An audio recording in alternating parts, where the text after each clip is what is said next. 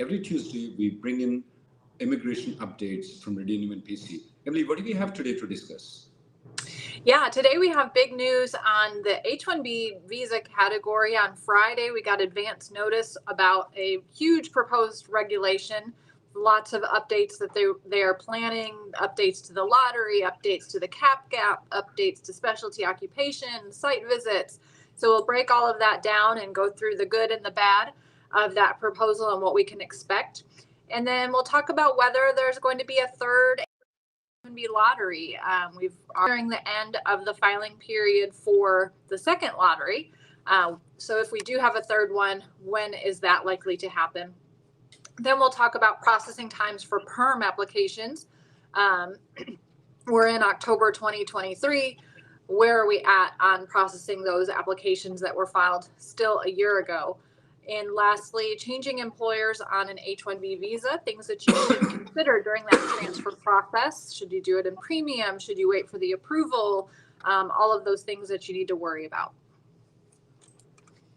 So, Emily, the things that look to be more effective is, first thing is that I definitely like the way they did in the lottery system, where, let's say, for example, if the person files H1B with 10 different companies, then that person still will be counted as one John Doe.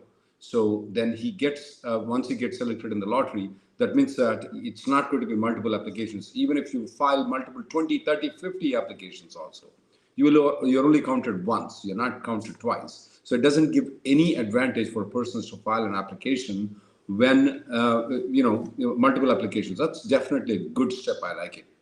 That will avoid all the fraudulent application, multiple filings. So. Yeah. A couple of things on the specialty occupation and third-party placement. I'm a bit worried about, even though the language, especially on the third-party placement, looks to be okay, not that intrusive, but I feel that they may interpret it differently, though. What do you feel about the specialty occupation third-party placement, Emily? Yeah, I feel like they're kind of trying to just re-implement things that were there with the Neufeld memo going back to 2010. So it's not as crazy as it was during the Trump administration, where we were getting the short approvals and all of the extension denials and that sort of thing. So because they are including the deference policy in the regulation. But I do think that there is some risk for people who might have for example, mechanical engineering degree. They've been on H1B for 6, 8, 10 years, got their I-140 approved, waiting for the priority date. And now all of a sudden USCIS is going to say, wait, you can't be a software developer. You have a mechanical engineering degree. And that's what I think is this regulation is likely to do. The good news is, for those that have been in the country working already in those positions for years, I think you could easily get an education plus experience evaluation, because you've got 3 years of experience by now in software development to show that you have the equivalent of a computer science degree. So it shouldn't be that big of a problem. But for new applicants, that may limit the ability to work in a software field if you have a degree that's not exactly in computer science or software engineering. What about this MBA degrees? Now, normally, like engineering, we have a lot of different engineerings, right? We do have computer science, we have electrical engineering, we have civil engineering, we have mechanical engineering, industrial engineering, and then so normally people tend to go into the same profession, except in, previously, about 15 years, 20 years ago, where people were moving from mechanical engineering, civil engineering to computer science. But nowadays, most of the people are graduating from computer science. At least that's what we see. I'm a bit worried about the specialty occupation when it comes to MBA, though. Do they say that MBA is a generic degree? Then you need to have a specific requirement that the position must require finance as a requirement, and then you must have the finance, MBA finance? Yeah, I do think that's what they're saying. And that's kind of how I've felt they've been interpreting it for the last several years. It is rather difficult to get an H1B approved for someone with a bachelor's degree in business administration that doesn't have some kind of specialization involved in it. Number one, the Department of Labor in their Occupational Outlook Handbook they list out what each position normally requires in terms of education.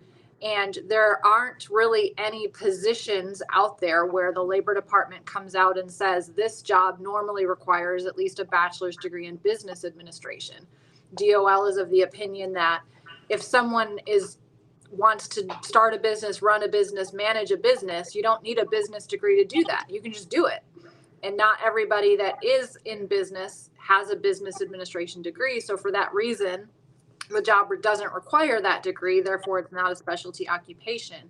And then on top of it, it's difficult to show that that particular general business administration degree is specialized enough to qualify someone for a position in finance or a position in accounting or something like that. So I kind of feel like that's already what we've been seeing in RFEs and denials over the years. So I'm not too overly concerned about that.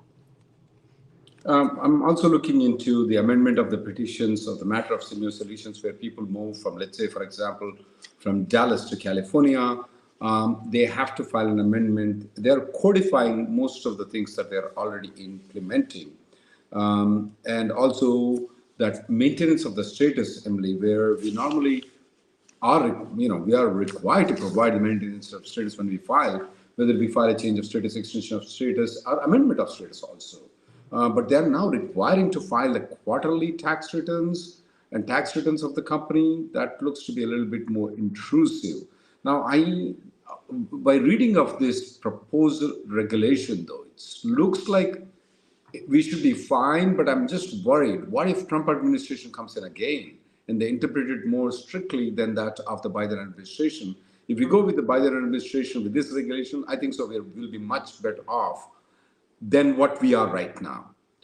That's my personal opinion. But if this same codification of the requirements and all those things are in the regulations right now, it may give a lot of tools to Trump administration to deny the applications. Previously, they didn't have any regulations to deny it. They were denying based on their memos.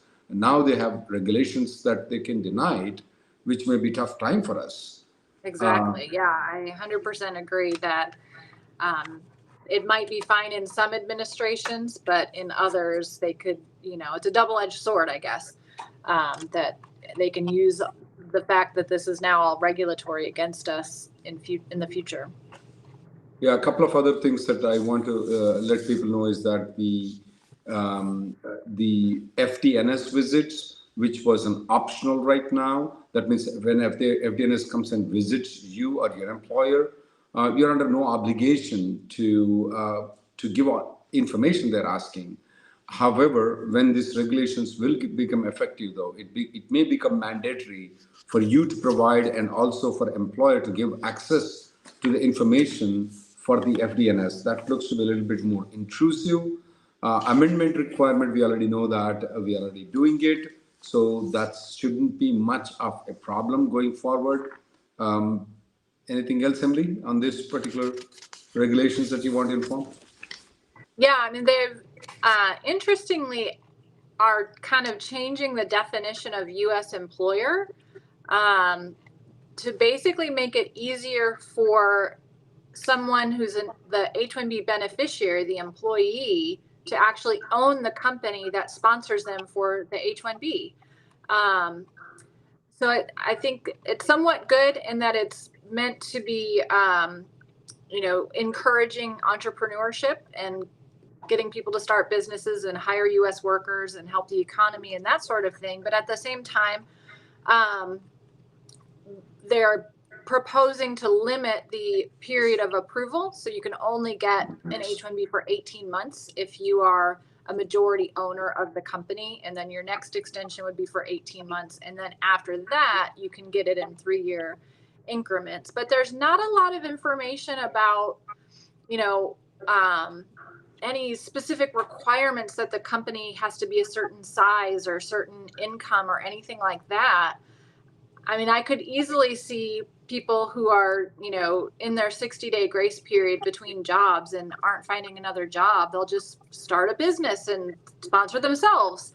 And then what's stopping someone from starting a business, to put themselves into the lottery.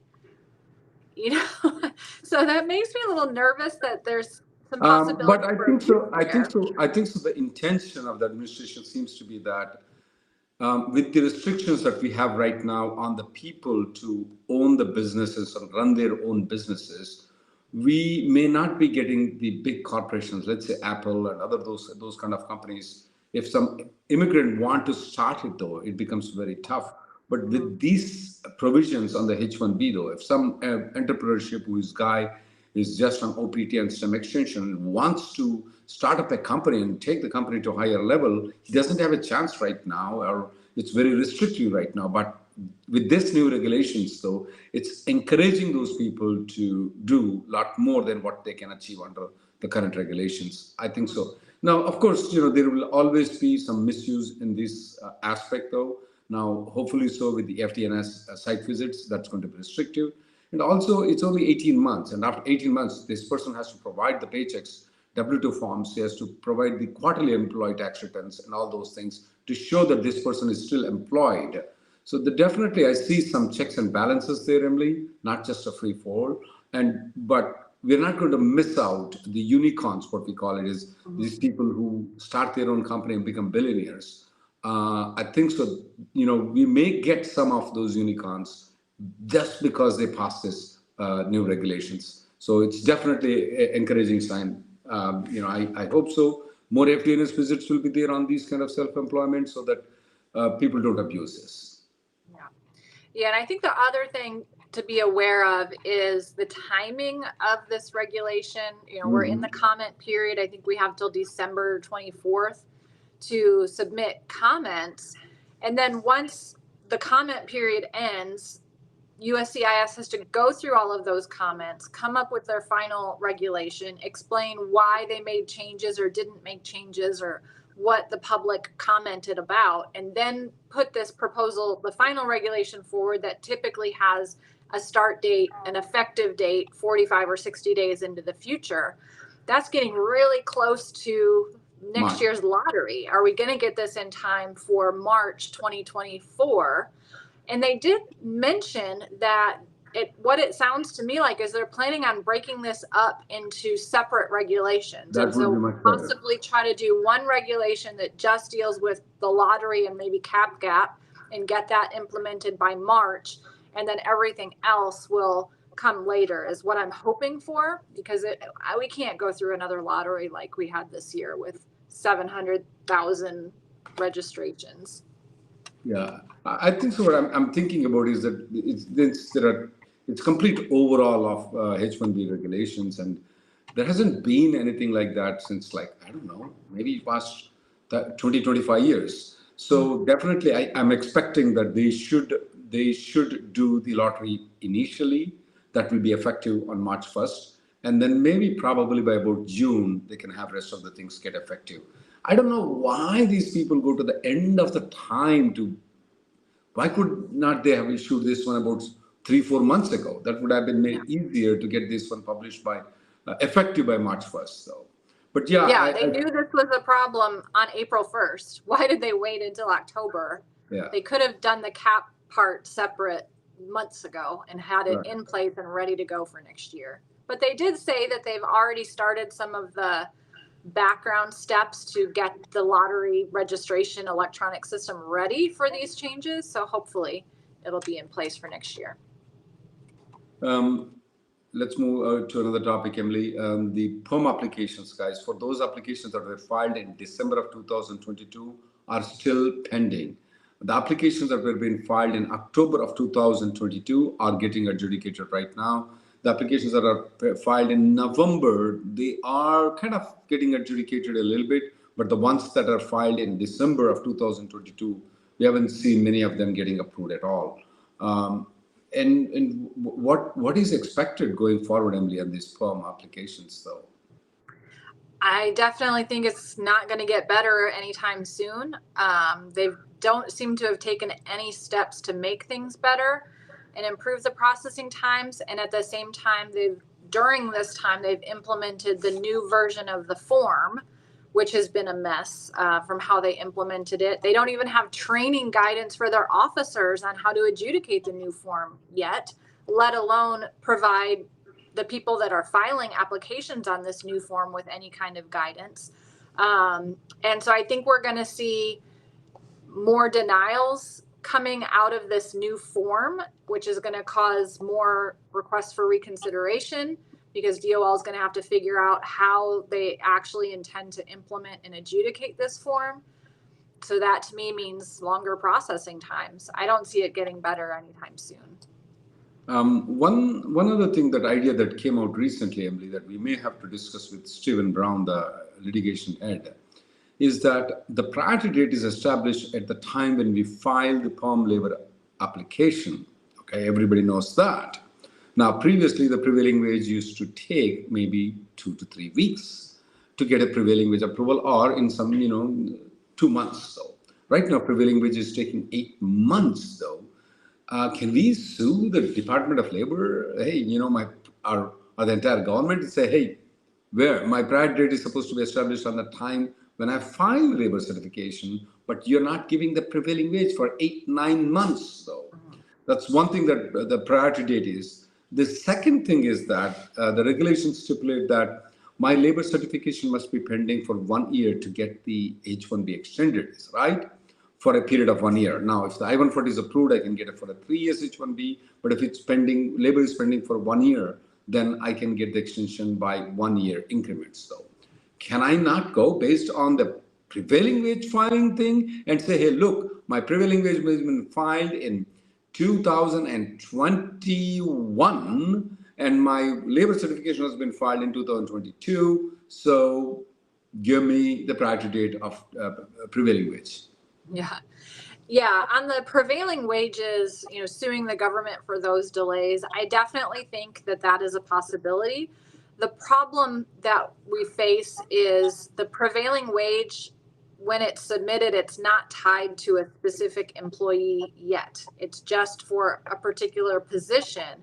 So that means it's really the employer's process. And I think it'd be really hard to show that the beneficiary, the worker, has standing to sue on a prevailing wage that they cannot prove belongs to them. So I think it would have to be the company that sues on those prevailing wage delays. And a lot of companies tend to be less willing to sue the government because they think there's going to be some kind of backlash. So that's one of the difficulties there. In terms of the applying the priority date, and let's count the time that the prevailing wage was pending to get that H1B beyond the 6-year limit and all those things. I think it's a great idea, but we're stuck with the AC 21 statute and regulations that specify that it's the filing of the labor certification itself has nothing to do with the prevailing wage. So you'd have to get Congress involved, I think, to make that change. So I think we're kind of stuck right now until maybe we'll see some positive results of our pending lawsuit that we have on labor certifications that have been delayed unreasonably. Okay. I want to discuss about the changing of employers on H1B. What should people need to consider? One of the things that they need to consider very seriously is, will the new company is going to file a PERM application if you don't have an I-140 approval? That should be the number one criteria for you to when you are shifting a job though. Because I see that a lot of people move from consulting companies to the end client companies somewhere in 2 to 3 years down the line since the time they get the job, they get the H1B, and that's where the problem is coming. Previously, people used to get the labor and I-140 approval, and then they used to move to the end client though. Now they are moving faster. At the same time, the labor certification I-140 with the consulting company is taking a long period of time.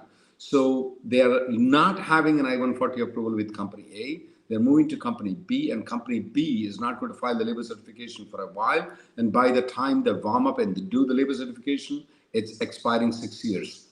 Every single day, we do have a daily conference call, and we do a lot of people coming in there. We have this YouTube channel. We have a lot of other provisions where we come across people where They are getting into 6 year, and that's a problem. So when you move from company A to company B, please make sure that the company B is going to file a green card application immediately as soon as you join.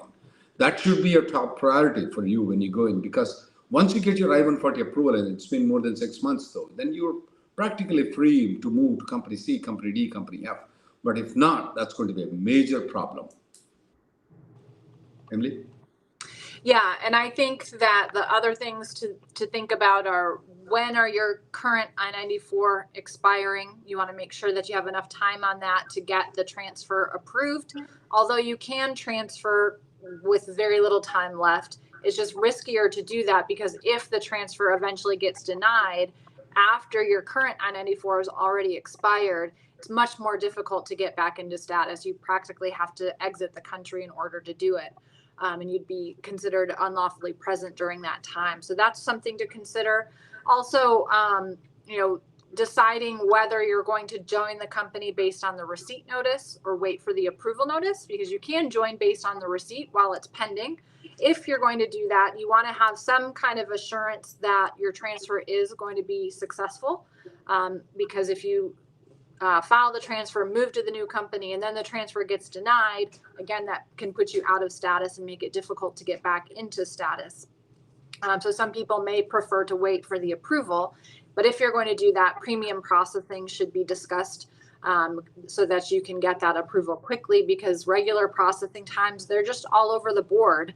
The online website will say 1.5 to 2.5 months, which sounds great, but then in the actual petition processing, they're going beyond that.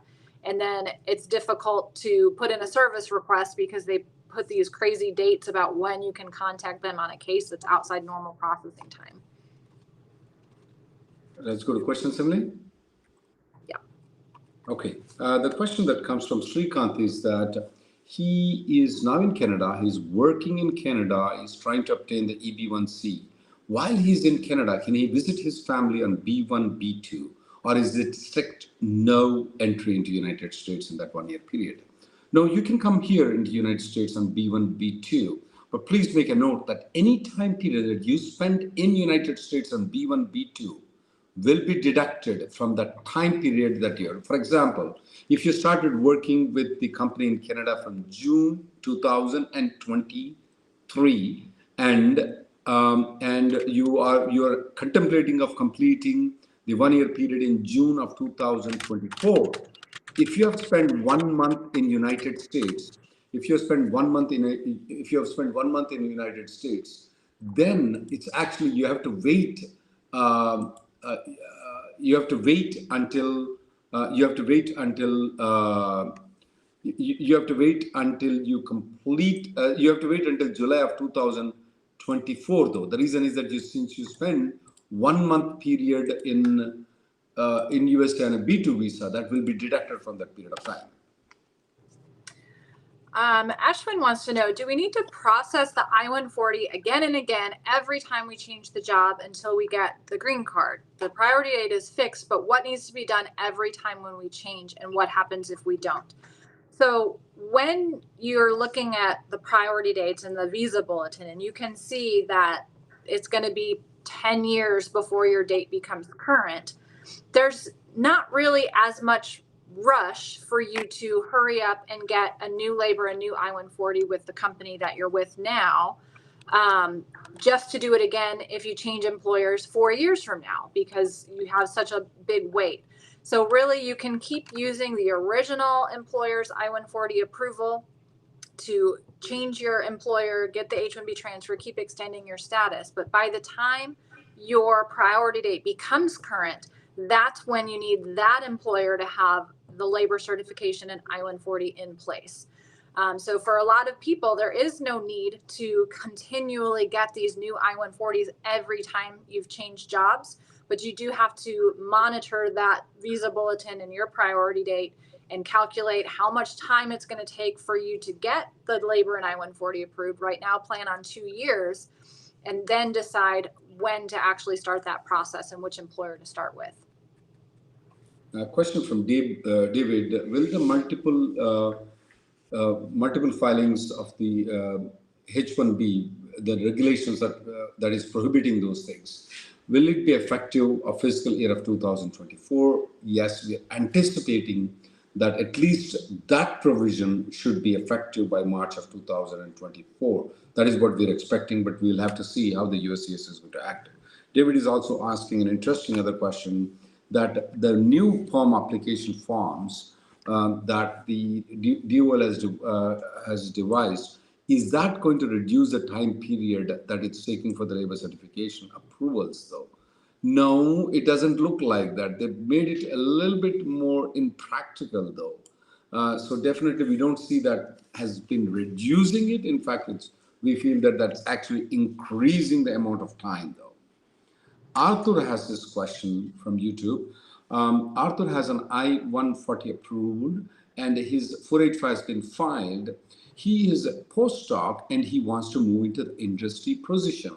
Have you ever seen denials because someone's occupation was not close enough?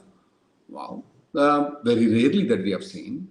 But in your case, though, if you're a postdoc, you're moving into the industry. I'm assuming you're moving into the same industry for which you're doing a postdoc. If that's the case, though, for which you got an NIW, you're not changing the occupation. You're just changing the way that the job duties are done. One is more academic, one is more practical. So I feel that your NIW is good for you to change to the industry position because that's what you're supposed to do. You're supposed to implement what you've been telling all these years. And I don't see that as a problem at all. In fact, I see that as an asset to this country and to you and to us, and to get the green card for you. Divya says, my priority date is November 2012 in EB2, and I'm wondering if there's any possibility of it becoming current within this fiscal year. It's really hard to predict. We always say that we go wrong so many times when we try to predict. What I typically look at is the filing date chart. And so right now, the filing date is May 2012. So that's typically what we expect the final action date to move to in the next 12 months, which would suggest it's not going to become current this fiscal year. And USCIS has already said they have enough pending 485s to use up all of the available green cards for EB2 India because there's no very little spillover from family-based. There's not going to be any spill down from EB1. There's not going to be any spill across from rest of world in EB2. At the same time, they do seem to be doing something different with the visa bulletin this fiscal year, where they're talking more about these quarterly targets. So it's possible that this May 2012 date is their target for the first quarter, and maybe they'll move it forward again in January. But it's anybody's guess right now. They're not being very transparent on that at all. A question is asked about how much do we charge for the I-140 for O1 to EB1A. Mr. Dandy, we recommend that you contact us privately because we need to go over the file. We don't give the information of the charges on the YouTube though. Question from Mr. Goli is that if the primary applicant is traveling and want to extend the E8 in advance parole at a later time, can the dependents file for the extension? Can the dependents file for the extension even if the main applicant has not filed? The answer is yes, they can file it. Absolutely not a problem. David wants to know if an L1B extension, should we go with USCIS individual filing, or is consular processing much safer since L1 extensions are getting RFEs? So I think it depends on, I'm assuming you're talking about a blanket L, where you have the option of exiting the US and just showing up at the consulate with a new I-129S package, or are we talking about an individual L, where if it's an individual, you have to file with USCIS. Whether it's an extension or consular processing doesn't change really much about the petition filing. As far as extensions, I really don't see a lot of RFEs on extensions because of the deference policy. So that would be unusual. Before, we were seeing a lot of that. And yes, I was sending all of my blanket people to the consulate to get their renewals, even though they didn't have to do that, because we were trying to avoid USCIS. So Then COVID happened. We didn't have the option, so everyone's filing with USCIS. Right now, if you have the blanket option, I would generally suggest traveling and applying at the consulate versus with USCIS. Jainam Gandhi, his EAD got rejected because he delayed in filing the EAD application. What can be done? I would strongly recommend that you need to contact a lawyer immediately, though. We can't give a solution to you in 1 minute on this one. It's a very truly, it's a very complex issue. Kiran has this question: how can I get my I-140? My employer is not sharing it. Or you can file a Freedom of Information. It's called FOIA USCIS. You can Google it out. I also provided a link to you in the chat where you can go there. It takes 5 to 10 minutes for you to fill it out. It takes about 6 weeks for you to get it. Your employer won't even know that you filed this application, and the filing fees is 0 for you. Rajan says, filed H1 extension, H4 extension, and H4 EAD together in premium. The H1's been approved, but the H4 and H4 EAD are still pending. When will these be approved? Yeah, this is completely in violation of the settlement agreement that USCIS part of the class action lawsuit. And they're not supposed to be doing that. The problem is when you reach out, when your company or your attorney reaches out to the premium processing unit, the first time they'll say, well, the H4 and the EAD are not premium processing cases. There's nothing that we can do. We've done our part. So we will typically reply back, reminding them about the settlement and telling them that this is in total violation of the settlement agreement. And then we typically get a quick approval after that. But you do need your employer or the employer's attorney to do that. Otherwise, for our clients who were part of our lawsuits, we've actually been able to reach out to the U.S. attorney that handled the case and let them know that, hey, USCIS is not following through on their end of the bargain. And they typically turn around and approve the case the next day as well.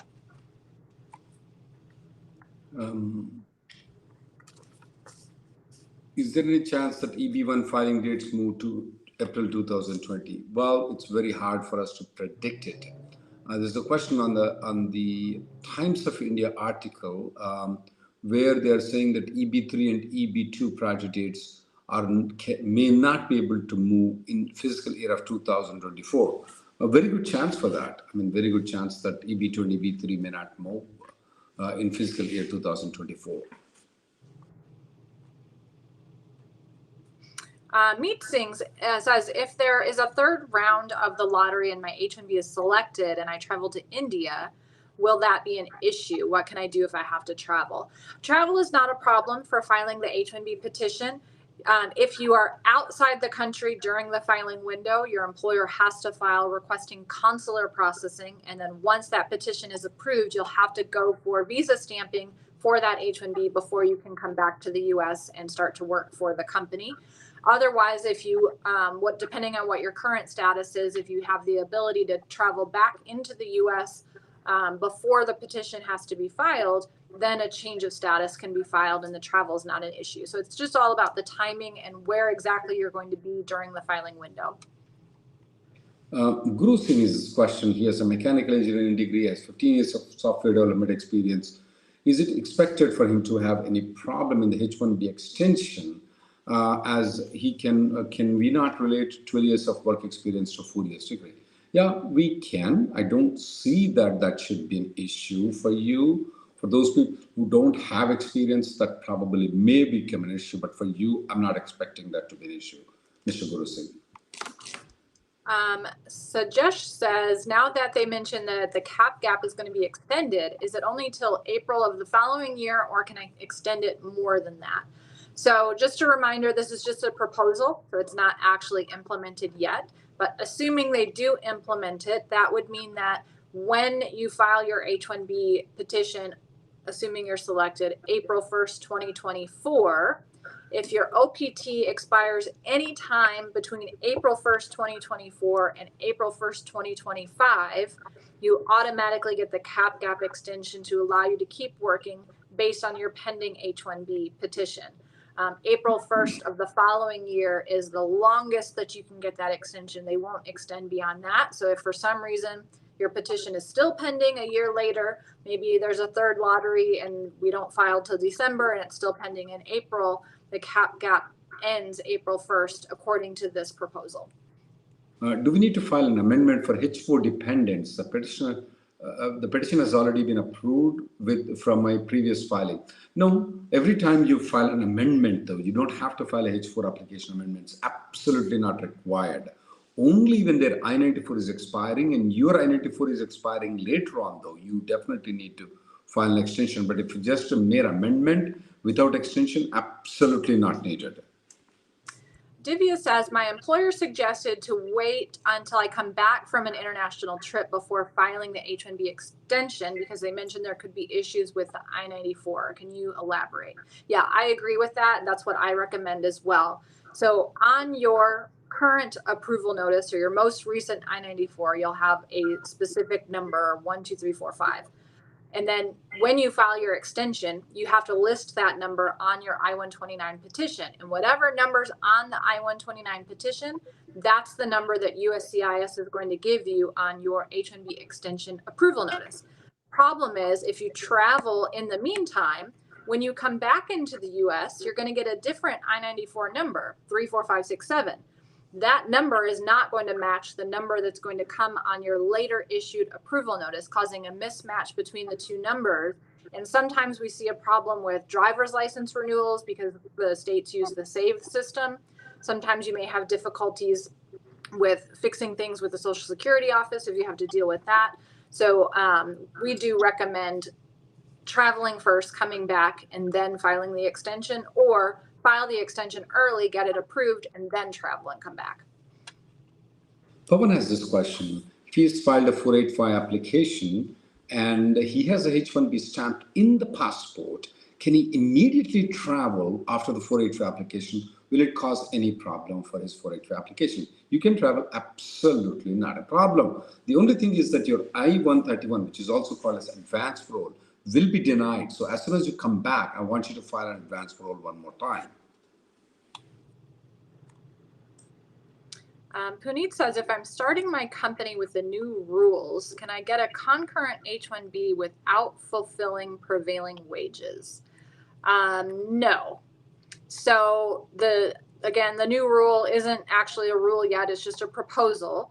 But I'm assuming you mean if you're starting your own company and you're going to be the petitioner as well as the beneficiary, you still have to comply with the prevailing wage requirements. So whatever Department of Labor says or a private wage survey says is the prevailing wage for that particular position, the level of the position in that area where you're going to be working, that has to be paid cash in hand, free and clear, without any kind of deductions or anything like that. So you can't use the profits of the business as meeting your prevailing wage. You have to pay yourself a salary that meets or exceeds the prevailing wage. Mr. Dandy's question with regards to the EB1C manager to individual contributor, though, after filing the 483 application, it's a little bit more complex. I would recommend that you contact a lawyer privately, though. It's not an easy answer that we can answer. David is thanking us, but saying that the question that you answer, people charge hundreds of dollars for answering that question, and we can't even speak with our employer's attorney. Thank you, David.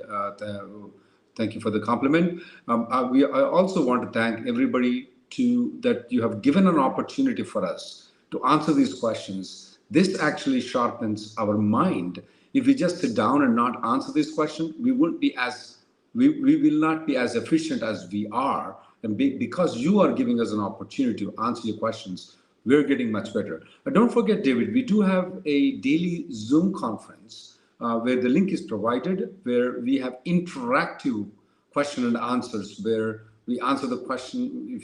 It'll be more speaking and answering the question, though, not just responding to the comments that you're doing it. And the link is provided there. It's daily. We've been conducting it from past 11 years we're conducting it.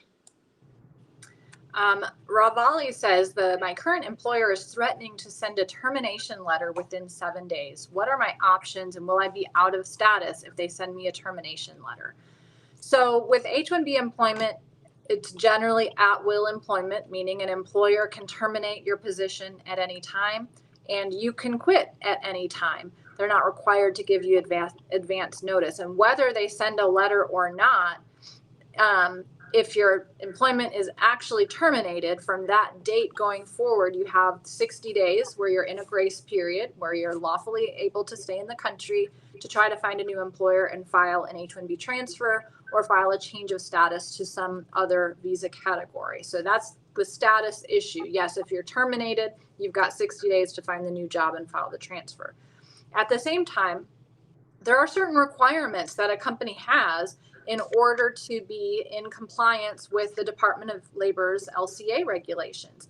They have, if they're going to terminate an H-1B worker, there has to be a bona fide termination. That requires 3 steps, not just 1. So number 1, they have to actually inform you that they're terminating you. So that should be a letter of termination provided to you. Number 2, they have to inform USCIS that they're terminating you. That is a requirement under the law. So if they're threatening to do that, if they've actually terminated, they're actually required to notify USCIS. And then number 3, they are required to offer you the return transportation to your home country. So if you decide, hey, you've terminated me, I want to go back to my home country, that company is supposed to pay the reasonable cost to send you back to your home country or offer to pay that.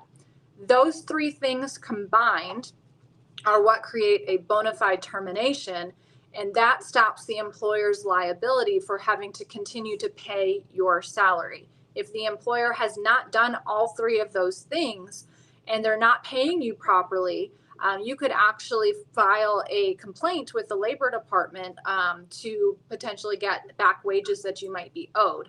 So that's kind of a separate issue from the status issue, but just things to keep in mind that, yeah, the employer is required actually to notify USCIS of the termination. But that really doesn't have anything to do with the 60-day grace period. It's whenever you're actually terminated that applies.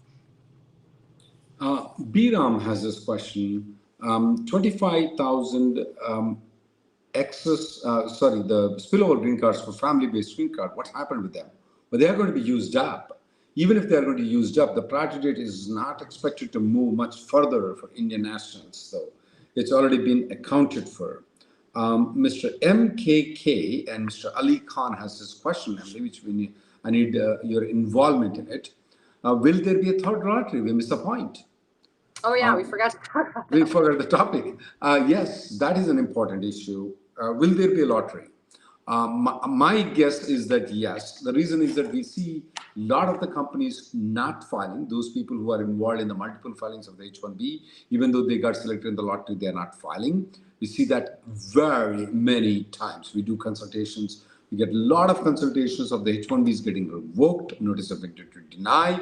And when we see the RFEs that we are getting with the consultations that we get, the RFEs have like 4 or 5 different companies filing for 2,000 people H1Bs, out of which 400 got selected, and then they're not even filing one of them. They're not even filing one of them. So that's the reason why I'm expecting another lottery, third lottery. When is that going to happen? Most probably it's going to happen only from November onwards, not before. We have a deadline of October 30th to file the H1B under the second lottery though. So somewhere in November, we should be able to find out if there will be third lottery, which I'm expecting. What do you say, Emily? Yeah, I definitely expect it, just given that with these duplicates, USCIS actually in that proposed regulation put out some data on the prior year's lottery. For some reason, they didn't include fiscal year 2024, I guess probably because they're still accepting applications. But in fiscal year 2023, they show 1, 2, 3, 4, 5, 6, 7, 8, 9, 10, 11, 12, 13 companies, just as an example, that each company registered for 500 or more people.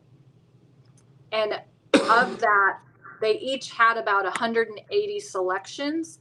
And then on average, they only actually filed about 5 petitions, each company for the one. So they got 180 selected, and then they only filed 5 petitions. That's why I think there's going to be a third lottery, because even in the second lottery, they included all the duplicates. Again, I don't know why they did that. But that means that even with the extra 70,000 they selected, there's a good chunk of companies that aren't going to be filing. Question that came in from Huma. She's asking that if the stamping is going to be in USA, are they going to do for change of status? That means, for example, she's saying typically from H4 to H1 or F1 to H1, can the stamping for the first time H1 be done in United States?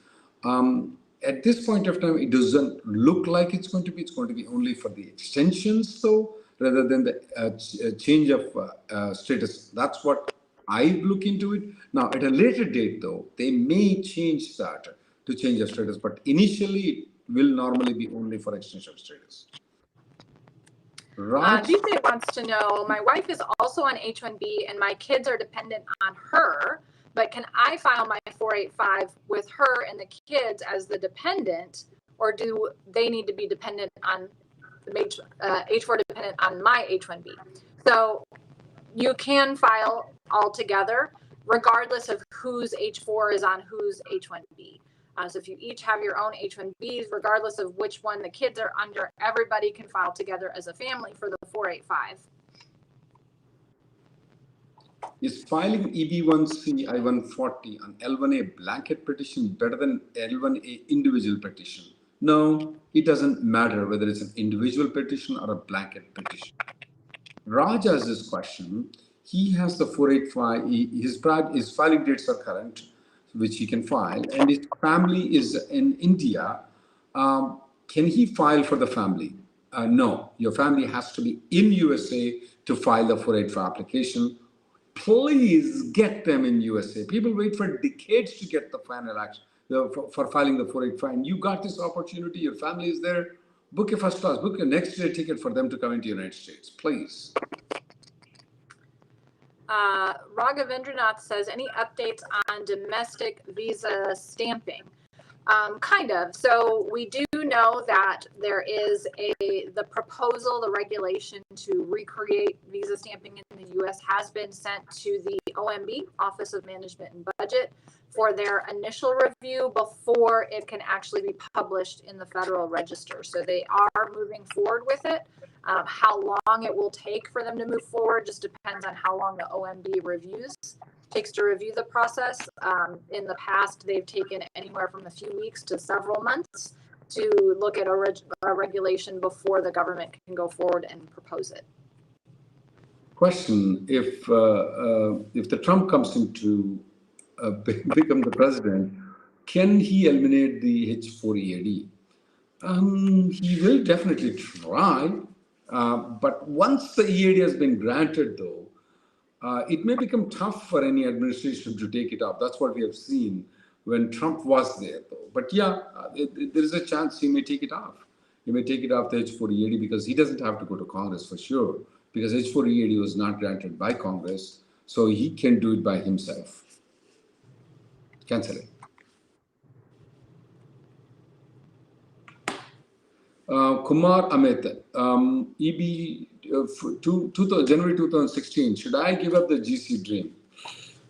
Tough question. I would definitely be prepared to stay in the United States for the next 10 years if you're planning to get a green card. Just imagine that you're not going to get the green card for the next 10 years. What are you going to do? Plan it accordingly. If by any chance the priority date becomes current, you get it, that's fine, get it. But plan as if that you're not going to get it. Juhi says, with the numerous NOIDs and NOIRs from the fiscal year 2024, is USCIS obligated to fill those slots in case of a third lottery? Oh, she's meaning from last year, are they obligated to fill those slots with this year? So the way that the regulation is worded, whenever there's a revocation, it's supposed to be added back to last year's pool. So if it's a revocation of approval from last year, it's supposed to go back into last year's pool, but there's no way for them to actually do that. So in reality, that does not actually happen. They don't add them to this year, as far as I'm aware. Can I travel to Canada to get the H1B stamping? Will my stamping denial possibility increase? No, just Canada and India, we don't, they're all almost the same. We don't consider one is better, one is not better. So it's up to you. Whether you want to use Canada or you want to use India, it's up to you. Amit says, is the government planning to refresh the SOC code list? Yeah, they do that periodically. They actually just did it. That took effect July 1st. So they probably are planning the next round. Whether it will take effect a year from now or several years from now just depends on how quickly DOL gets through all of that. But yeah, these are updated on a continual basis. EB3 2014, should I give up the GC Dreams? Swati, I'm assuming that you already filed the 485 application. No, I would not give up the GC Dream though, especially if you already filed a 485 application.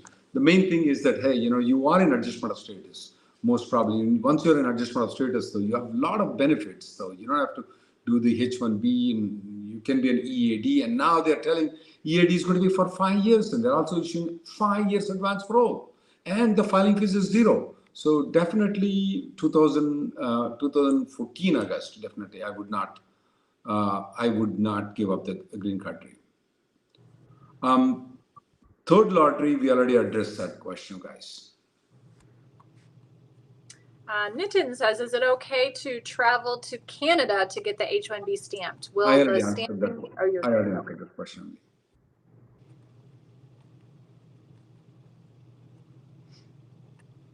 When filing 485 dates for filing is only step pending one date becomes current, adjudicating the case. When filing 485, if we are filing, when the filing, based on the filing dates, when can the case be adjudicated? As soon as the priority date, final action date becomes current? Not exactly though. There is also a processing time of the I-485, which is almost 2 years. So let's say filing dates are current right now. In 3 months, the final action date becomes current. Will they give you the green card in 3 months? Maybe, maybe not. Most probably not. The reason is that the processing time is 2 years. So if it falls within after the 2 years, definitely they will. If it's not within 2 years, it depends on the officer. San says, if I have a pending I-485 application with USCIS, can I get an extension of the L1B beyond the max out period? No. Only the H1 allows you to extend beyond the max out period based on a pending green card process. The L1A and L1B do not. So for that reason, a lot of people, particularly L1B, who may be in EB2 or EB3 category, often have to convert to H1B in order to be able to continue to extend. Hopefully with your pending 485, you would get an EAD in the near future and can use that if the L1B maxes out, but you cannot extend the L1B further unless you've got recapture time based on travel. Question from I don't know who asked this question, but if I have a H1B, but I've never used it, can I file it on the new quota? Absolutely. If I've never used it, you can use the new quota. Now, but however, what I would recommend is that when you go in the new lottery system, you have only 1/4 chance or 1/5 chance for you to get in the lottery. If you have already have a H1B approval, assuming that you're being counted toward the H1B number, then you don't have to go to the lottery. You can try. You should try to avoid the lottery, not try to get into the lottery. Pradeep says, my passport expires in May 2024, but I have a visa stamp that's until June 2025. So do I need to go for visa stamping again if I plan on the next year, or is the visa stamp still valid? So once you get the new passport, your old passport with the valid visa stamp is still valid. So you can still use that stamp till June 2025, even though it's in the old passport. Hepzibah, my H1B extension is pending with USCIS since August. When can I expect the approval? It's taking approximately 4 months to 8 months to get it adjudicated, though, in the service centers in the United States. So 4 months to 8 months is the time. since you filed in August, so maybe 2 more months or maybe up to 2 more months to 6 months is what I'm expecting your H1B to be adjudicated. Priya says the I-140 has been approved with company A. Now I'm with company B and going through the I-140 process. But a company A has since merged with company B. What happens to that I-140? The priority date's November 2018. So assuming that that I-140 was approved for at least 180 days, the merger has no impact on your ability to use that I-140 approval to continue to extend your H-1B with company B or any other company in the future. And it doesn't have any impact on your ability to retain that priority date when company B does file that I-140 petition. So it should not have any impact on you at all. Okay, 1 second. Can I file a green card application while I am on L2 dependent? Yes, you can. You don't have to be an L1B. You don't have to be on H1B to apply for the green card from the company. The company can apply at any point of time.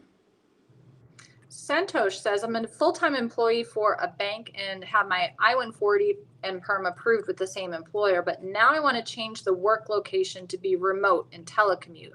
Should I apply for a new PERM and I-140 process all over again? Maybe, maybe not. So if this is the first question would be, when do you expect your priority date to become current? If it's not going to become current for the next 10 years, and you might even no longer be with this company at all in the next 10 years, I don't see any reason to do the I-140 and PERM over again. On top of that, is this a temporary change or a permanent change? If it's temporary and you'll eventually go back to being in the office, there's also no need to redo the labor and I-140 because that's for the permanent position that you'll move into when you get your green card, which doesn't necessarily have to be the same as your current position that you choose to work remotely. So most likely you may not need to do that over again. It depends on the company and what their immigration attorney is advising. If I have a pending I-485 application with USCIS, can I extend my L1B beyond max out period, which is 5 years? The answer is straightly no, you cannot. It's only available for H1B, not available for the L1 visas. You cannot extend beyond the maximum period, even if you have an I-140 approval, even if you have a 485 pending, no, you cannot. Swadeep says, are GC, EAD, and AP renewals having the validity period of 5 years? And can we expect combo cards or are they separated even when filed concurrently? So yes, they are approving both EADs and APs for 5 years now. We don't always get a combo card, even though we filed them concurrently. So the one I just got approved yesterday, EAD got approved, AP is still pending, even though they were filed together, even though it's after they came out with this 5-year plan. Then others, we do get the combo card. There's no rhyme or reason to it.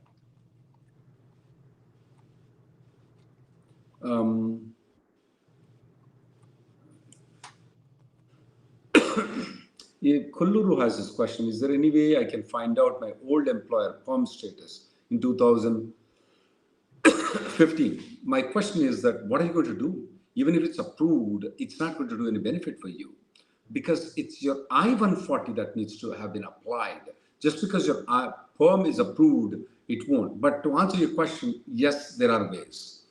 In the PERM, there is a data. In the PERM website, there is a data of the old PERM applications. We can go into it, we can search, we can find out with a reasonable certainty because your name will not be there, but your degree will be there. Which year the degree was been, which year, in that 2015, we can see how many number of labor certifications filed by your company. And then we can see if there is a country of birth from India, since I see that you're from India. And then your university, we can trace that and tell that most probably this is your labor certification. I would say there is a 90% probability we can trace it. All right, I think we're out of time for today. Thank you everyone for joining us as usual. We'll be back next Tuesday with all the latest updates. And remember that you can book a consultation with us or any of our attorneys by going to rnlawgroup.com. Thank you for tuning in.